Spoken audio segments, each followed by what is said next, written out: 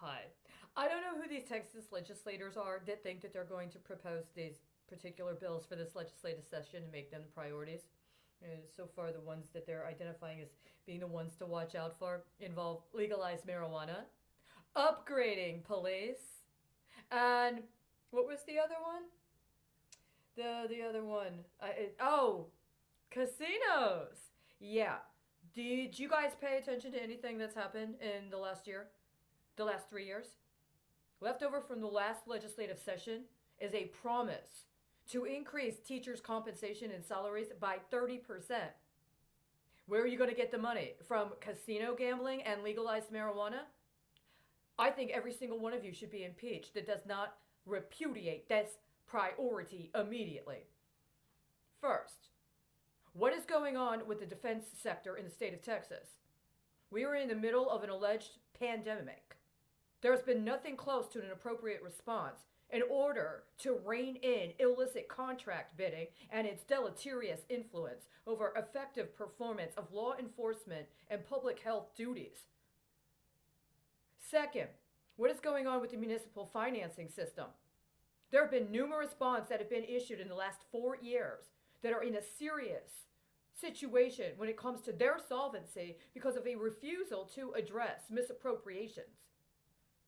Third, what are you going to do about the fact that we have medical centers that are engaged in all of this research and development without being accountable to the people for whom it is occurring?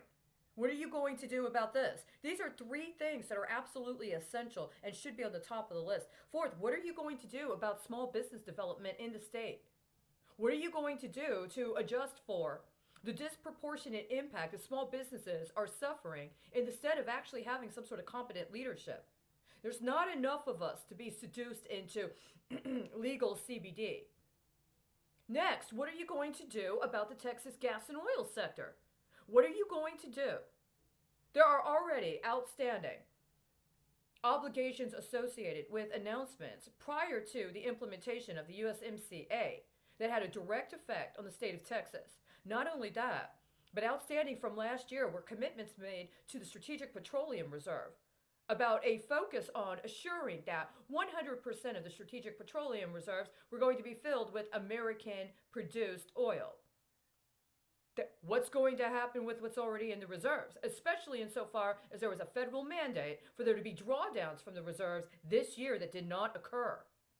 Not only that, but there are contracts associated with the Strategic Petroleum Reserves here in the state of Texas that had their anniversaries last year. Nobody's talked about that. You're talking about CBD oil?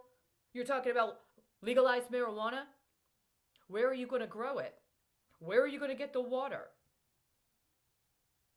Where are you going to get an assessment and an understanding of the unemployment situation in the state?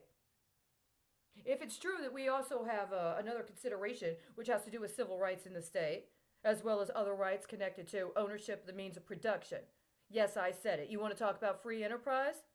Well, whose enterprises are you attempting to free, and free up for what? We need to have a policy implemented immediately to remove the Army Futures Command from its 3 operations centers in the state of Texas. It has no place here.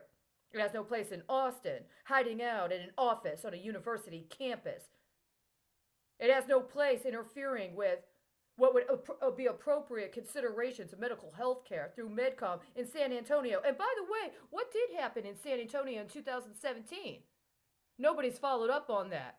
Nobody's followed up on what's been going on in Houston since 2017. There were a lot of outstanding issues that did not even get anywhere close to being addressed in the last legislative session. Additionally, you are correct if you understand that the Constitution does provide a means by which to engage processes of impeachment for people unfit to be in office. But please understand, the Texas Senate itself was requested to be impeached last year for its failure thus far after several years of already knowing since at least August of 2017, when I contacted many of you directly myself, that there were problems in this state that needed more than legal marijuana and speculation on the next casino location. I implore you to do your duty while you still have the chance. We don't have much time, and you have done very poorly thus far in preparing us in a state of readiness that we need.